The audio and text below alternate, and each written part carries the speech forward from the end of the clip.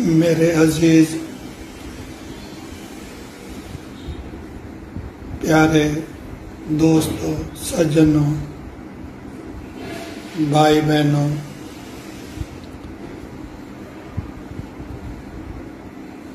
जब भी मन में परमात्मा की दया से जो कुछ भाव पैदा होते हैं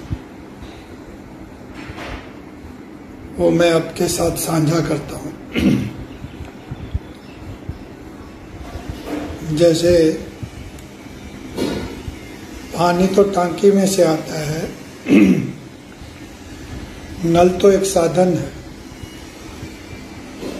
ठीक उसी तरह से मेरा इसमें कोई योगदान नहीं है। मेरे से बुलवाया जा रहा है, क्यों, किसके लिए, इससे किसको क्या फायदा होगा और इसमें परमात्मा का क्या राज है, मैं नहीं जानता। मेरे सब अजीज हैं, न मुझे किसी धर्म, किसी मजहब, किसी पंथ, न किसी शास्त्र, प्रकृति की हर चीज कोई भी हो उससे मुझे कोई मतभेद नहीं है। ये विचारों का मैदान है, लहरों की एक उछल है, बिल्कुल उसी तरह से जैसे समुद्र के अंदर वेव्स उठती हैं फिर बैठ जाती हैं। ये बस मन के वेव्स हैं। अगर हम चारों तरफ नजर घुमाते हैं तो इस कायनात को देख के यकीनन हमारे मन में एक बात तो जरूर आएगी कि इतना सुंदर सर्जन करने वाला कैसा होगा। अगर इसके ब्रह्मांड की एक एक चीज अपनी जगह पे परफेक्ट है तो इसे बनाने वाला कितना गजब का होगा।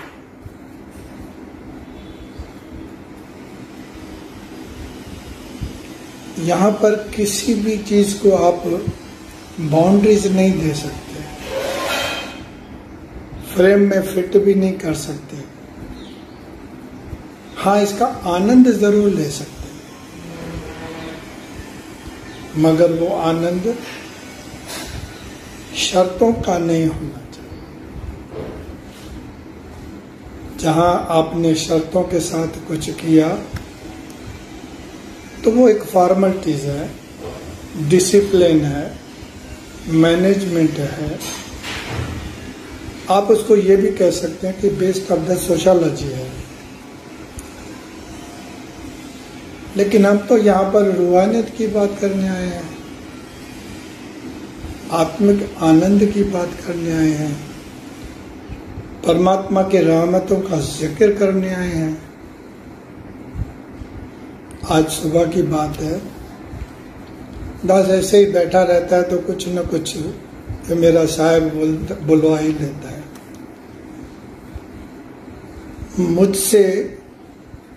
मुझे सिखाने वाले मेरे माँ बाप से लेकर इतने सारे थे कि हद नहीं। किसी ने मुझे इंग्लिश सिखाई, किसी ने मैथ्स, किसी ने साइंस, किसी ने फिजिक्स, किसी ने केमिस्ट्री, किसी ने ज्योग्राफी, किसी ने बिहेवियर, किसी ने एटीट्यूड, किसी ने अप्रोच। सबके पास जो कुछ था उन्होंने दिल खोल के मुझे बांट दिया। मैं इन सबका शुक्रगुजार हूं, होना भी चाहिए, क्योंकि इन्होंने मेरी जिंदगी को संवारने में, समझने में जो सलीका दिया, जो ज्ञान की वर्षा की, जो अपनी इनायत की, मैं उसको भूल नहीं सकता। हाँ, सबका अपना अपना तरीका था, लेकिन जब मैं गौर करने बैठा तो एक बात हैरानी वाली भी लगी मुझे कि इनके साथ मेरा क्या संबंध था या है।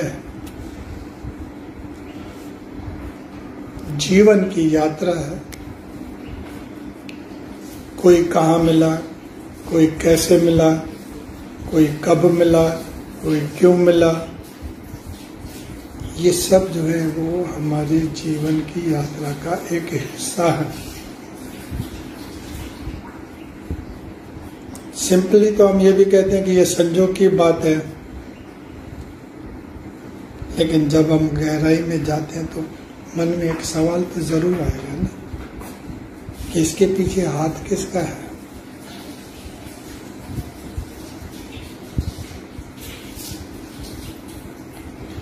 अगर इस घट से कोई और बुलवा रहा है तो जो उस घट में से आवाज आई वो किसकी थी?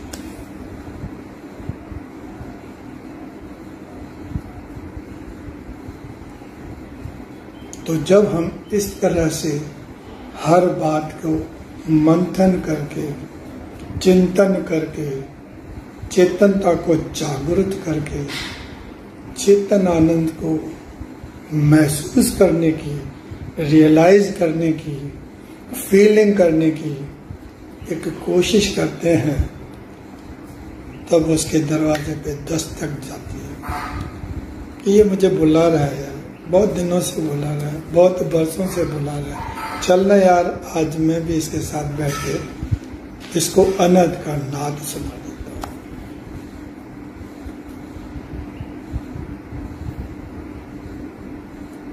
है तो अजब, है तो अनोखा, है तो निराला, है तो अलग,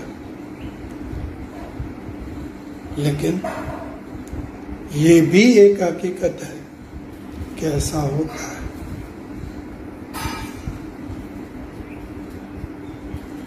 परमात्मा की कायनात में उसने जो कुछ भी बनाया है वो आपके सांसारिक सुख सुविधाओं, शारीरिक जरूरतों के लिए बना है।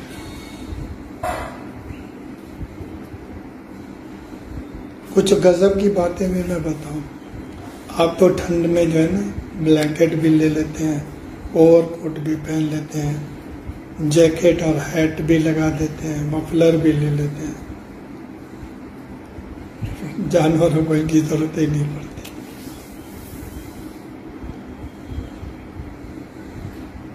क्योंकि इसने जो रचना की है वो रचना के अंदर वो सब कुछ भरा है जिससे हर जीव अपने आप में परिपूर्ण है, परफेक्ट है, शांत है, आनंदित है।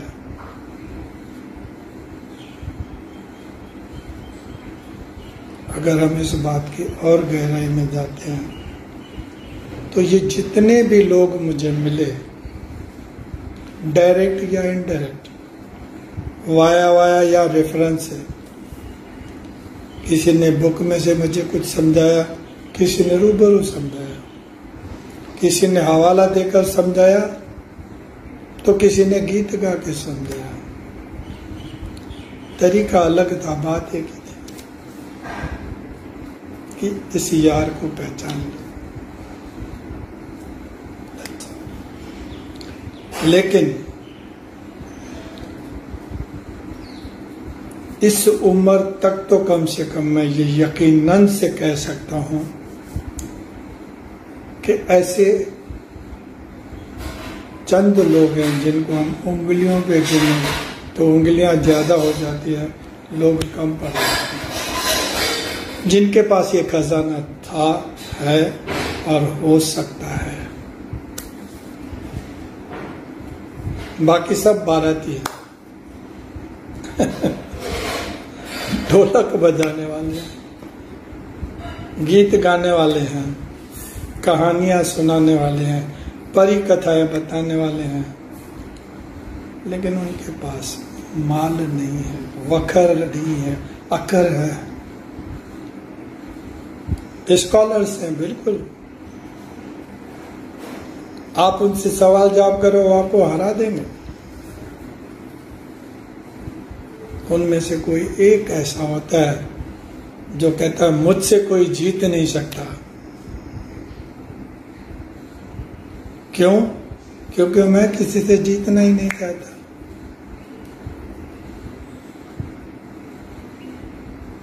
हार तो तब होगी ना जब मैं कुछ जीतना चाहूं, तब ना। हम तो हारे हुए हैं, कबूल है यार। अब ये मौज, ये आनंद, ये मस्ती हमें सोचने पे मजबूर कर देती है कि ये जो लेखा जोखा है कब तक, ये अकाउंटेबिलिटी कब तक, ये रिपोर्टिंग एंड सैल्यूटिंग कब तक, ये रोड्स की पुरानी कैसेट बजा बजा के कानों को आनंद देना कब तक।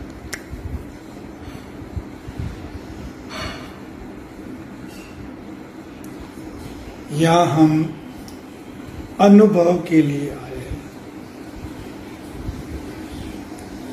ये साइंस का एक रिसर्च, एक बड़ा एक सेंटर है ये वर्ल्ड, ये दुनिया एक बड़ी लेबोरेटरी है। आपको कुछ दिया गया, एक्सपेरिमेंट कर लो।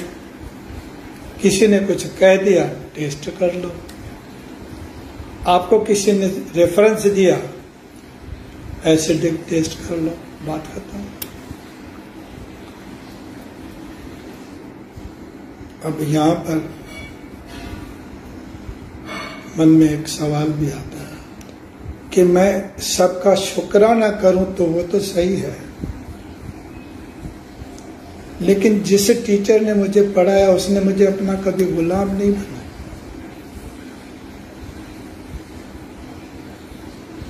उसने कुछ टर्म्स एंड कंडीशंस नहीं रखे, शर्त नहीं रखी। जहां मेरे को सिखाना था कुछ सिखा दिया और बाय बाय कर दिया। और मैं ये जीवन की यात्रा में चलता गया, बिल्कुल उस ट्रेन की तरह जिसमें बहुत से लोग आए, बहुत से अपनी अपनी स्टेशन पे उतर गए, और मैं हैरानी से देखता नहीं रहा। मैंने कहा कि हाँ, इनकी मंजिल आ गई ना, जब मेरी मंजिल आएगी तो मैं भी अपनी मंजिल पे उतर जाऊंगा।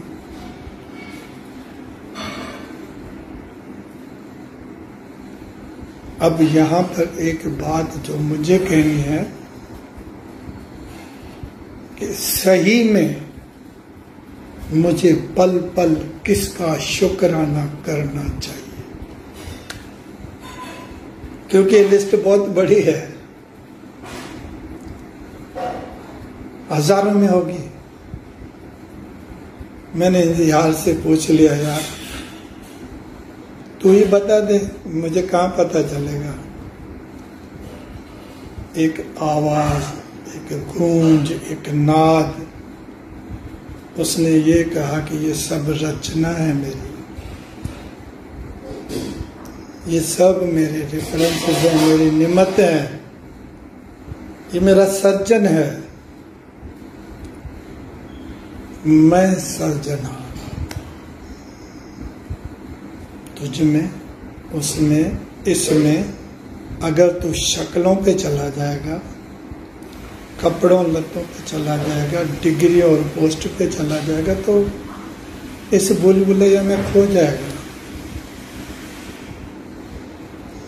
चल मान भी ले कि कोई यहाँ पर ऐसा भी है जो सिकंदर आजम है, मान ले कि कोई कुबेर भी है, मान ले कि वो दुनिया भर का बड़ा पीर भी है, और कबूल है। लेकिन उसको बनाने वाला भी मैं हूं, जो तुझ के अंदर बैठ के तुझसे बुलवा रहा हूं।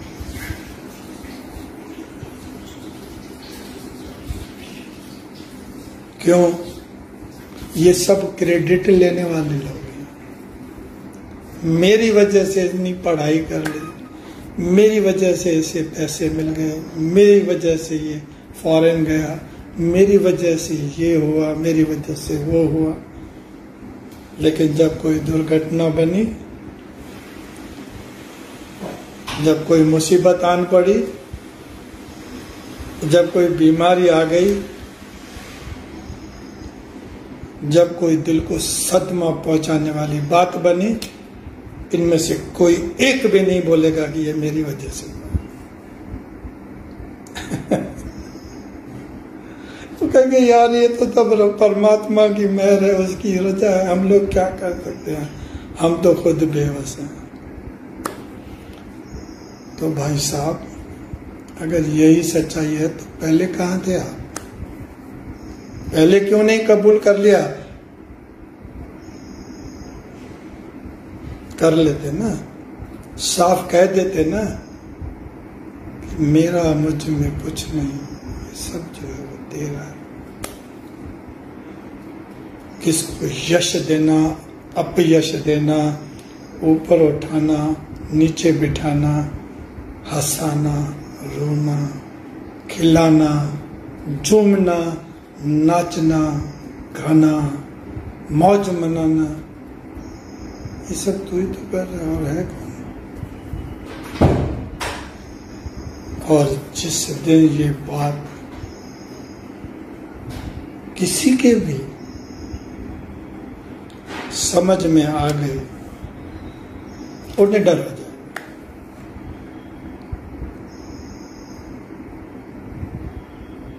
उसको डराने वाला कोई है ही नहीं।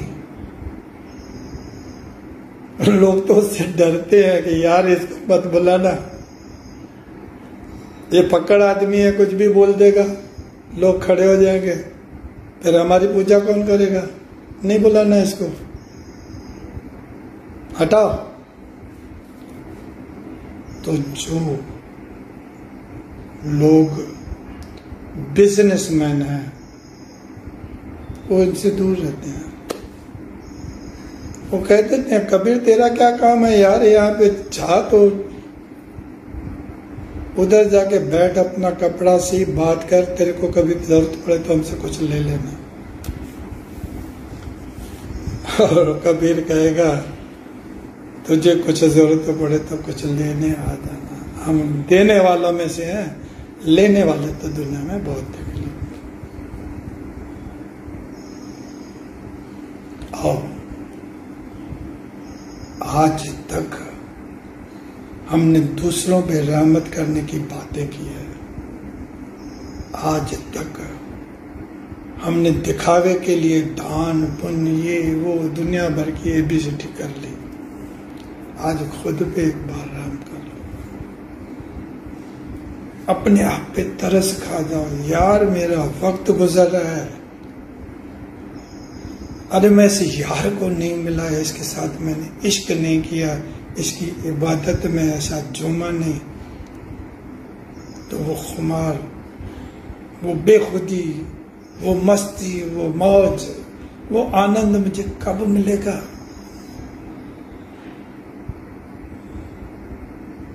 मैं इसको नचवाऊंगा, मैं इसको हंसाऊंगा, मैं इसकी मौज में आने दूंगा। ये झूमेगा तब तो दुनिया भी झूमेगी ना।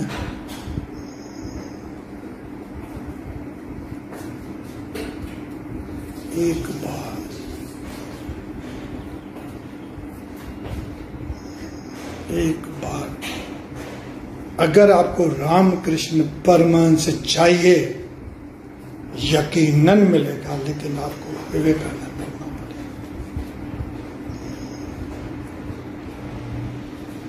रमन महर्षि से मिलना है तो पॉल ब्रिंटन को यूके छोड़ के इंडिया आना पड़ेगा।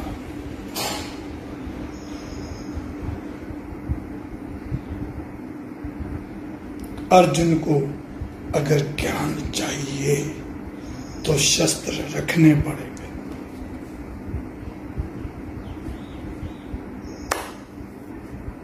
क्योंकि ये दो का चक्कर ही नहीं है।